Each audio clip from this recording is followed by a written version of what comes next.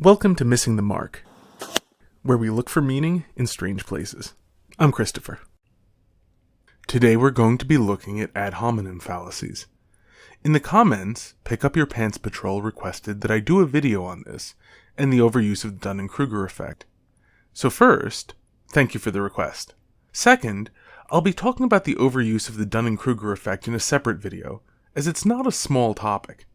And third, I'll link to some other videos I found talking about ad hominem fallacies, both because they're funny and because they will almost certainly be less long-winded than me. As you may know, ad hominem means to the man, and refers to arguing against somebody else's argument by attacking the man rather than his argument. It has the form, your conclusion is false because you are defective. Now, this is an informal fallacy, not a formal fallacy. So, for example, it would not be fallacious if the other man being not defective was a premise in his argument. For example, if he made the classic, "I did that as a kid and I turned out okay" argument, if the man did not turn out okay, this does in fact vitiate his argument. So, right away, we can see it is not legitimate to call something an ad hominem fallacy if the virtue of the person making the original argument was in fact part of that argument. And this happens more than you may think. For example, a person who claims that two positions are not contradictory because he personally holds both is implicitly relying on his intellectual competence and integrity as part of his argument. Now, an important point to note is that since an ad hominem fallacy is a type of argument, it can only be a fallacy in an argument. To give a simple analogy, it is only against the rules of soccer for a non-goalie to intentionally touch a soccer ball with his hands in a soccer game. If a man intentionally touches a soccer ball with his hands while selling soccer balls in a sports equipment store, no one is entitled to a penalty kick. If a person has not made an argument, they cannot have made a bad argument. For example, answering the question, how can somebody have said something so stupid, is not making an argument as to why the person was wrong, so it cannot be an ad hominem fallacy. It might be rude or presumptuous or hubristic or just not cricket, but it is inherently impossible for it to be an ad hominem fallacy. The problem comes in that there are many human activities which look like an argument, or even more so activities where you can argue that there is an implicit argument being made. So, for example, very few people have the luxury of being able to hold long discussions with everyone they talk to about every point that others might want to bring up. It is, therefore, necessary to not answer people some of the time. And since people tend to choose how to spend their time on the basis of what will have the most value, to them, if not to everyone, it is common to take such decisions as claims about the merits of the arguments one chose not to address. This is not completely invalid, but it is fraught with peril as people have all sorts of private reasons for what they do that the rest of us are not privy to. Still, one of the assumptions which we generally hold is that if a person has proof that one is wrong, then it is more worth addressing than if they're merely telling you something about themselves. However, there is a practical problem which arises, because all sorts of things are claimed in this world which are not true, and the only way to tell whether an argument really does prove that one is wrong is to examine it carefully. So we are back to where we started, that for purely practical reasons, some of these claims will simply have to be left unexamined. Which to leave unexamined? Here is where one's judgment of the person making the argument becomes critical. If somebody I know to be knowledgeable and a careful thinker says he thinks I'm wrong, then I really should take the time to hear him out. If an obviously ignorant, manifest fool says that I'm wrong, it would be absurd to take time from worthwhile things to hear him out, despite the fact that he might be right, even if just by accident. Obviously, things like familial relationships or being paid to teach someone can change the calculation, which is why some fools do learn, but in general, this is how all people operate, and so it is how they expect all others to operate as well. And this is why so many people mistake insults for ad hominem arguments. Or rather, this is almost why. One of the ways to tell a fool from a wise man is that a fool says and does foolish things, whereas the wise man says and does wise things. Shocking, I know. But it does follow that if a person wants to defend dismissing a person without hearing them out, citing something foolish they said or did does lend credence that they are using their time well, as opposed to running away from a legitimate challenge. It's a heuristic, not an argument, And it gets very iffy when the foolish things are not directly related to the subject matter at hand. If a person says something catastrophically foolish, like that science is the only way to get knowledge, you're on very safe grounds dismissing everything that they have to say about epistemology, or philosophy more generally. However, this would not be ground for dismissing what they have to say about bricklaying, because people compartmentalize. The reverse is also true. A man who says something very foolish about bricklaying may still know quite a lot about epistemology.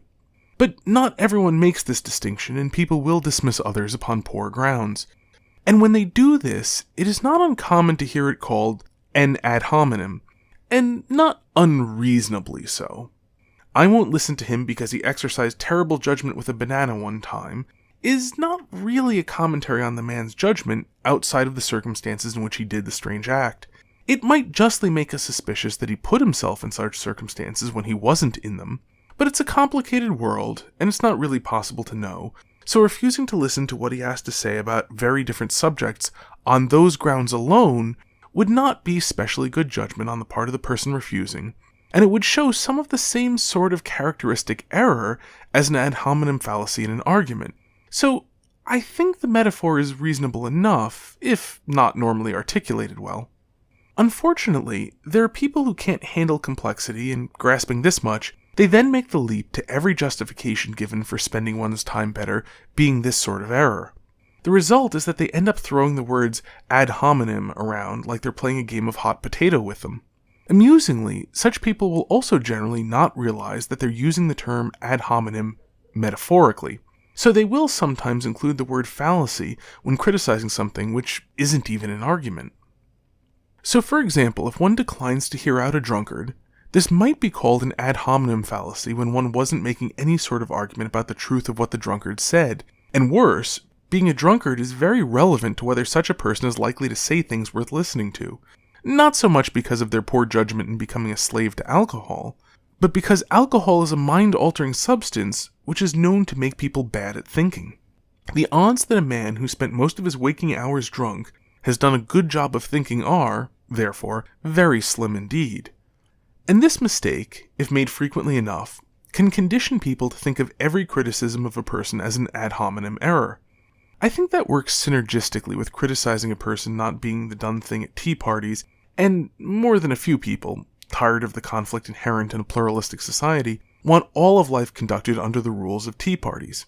And having a label with a negative connotation really helps when criticizing something upon manifestly weak grounds. And then there's the problem that many people are just poorly educated and sloppy in their thinking. They pick up the words ad hominem by seeing how they're used and conclude that the usage is that you can throw the charge of ad hominem anytime someone says something which isn't nice about someone else. So when we hear the charge of ad hominem thrown around on the internet, what is it typically? In all of the discussion and disputation I've seen over the years, genuine ad hominem fallacies tend to be quite rare. First, because arguments of any sort, good or bad, tend to be rare compared to mere assertion. Second, because ad hominem fallacies very rarely look like a decent argument. Daniel Dennett is ugly, therefore free will is real, just sounds like a non sequitur. Which it is, non sequitur is the Latin for it does not follow. And there's no variant of that which sounds close to valid. Daniel Dennett knew so little about people he coined the term bright and thought it had a chance. He also says that there's no such thing as free will, therefore free will is real. It is still an obvious non sequitur. I'm not saying that ad hominem fallacies are never made, only that in practice they're one of the less popular logical fallacies. Affirming the consequent, by contrast, is far more popular. Some people even approvingly call it the scientific method. Anyway, there's very little in logical argumentation which isn't an ad hominem fallacy, but looks like an ad hominem fallacy. So charges of ad hominem don't seem to get thrown around a lot in response to actual logical argumentation. The analogous use of ad hominem, which is really just a matter of prudential judgment, is more common, though still not very common. Most people have the sense to keep discussions of matters of prudential judgment between themselves and friends, while actual citations are not overly common. And these days with Google, it's easy enough to answer a citation by citing a putative rebuttal rather than by outright dismissal. Probably most of the use of ad hominem I've seen, especially on the internet, is using it as a warding spell, to try to protect the one speaking the magic words from the other person's point. I doubt that this happens much with people with whom it is possible to have a serious discussion, but every now and then you can get past it by saying, "I'm not saying that his conclusion is false, only that you need a better source for me to consider spending the time reading it, or at the very least a reliable source who vouches for this one." This is also why disputation works much better in person, with people we've known for years. Where everyone knows each other, they're much better able to understand each other and know what sort of mistakes the other person rarely or never makes. I don't mean that conversation over the internet never works. It obviously does work sometimes. Just that it's got a huge hurdle it has to overcome, which real-life conversations don't. That's all for now. Until next time, may you hit everything you aim at.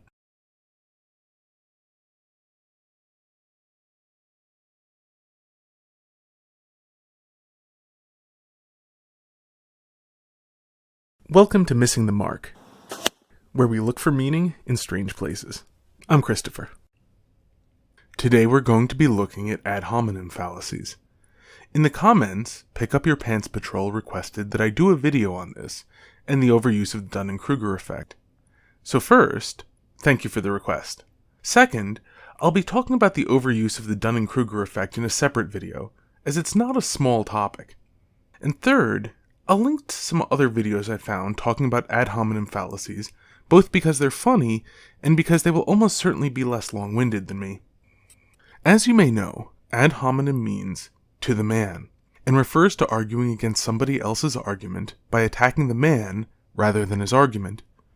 It has the form, your conclusion is false because you are defective. Now, this is an informal fallacy, not a formal fallacy. So, for example, it would not be fallacious if the other man being not defective was a premise in his argument. For example, if he made the classic, "I did that as a kid and I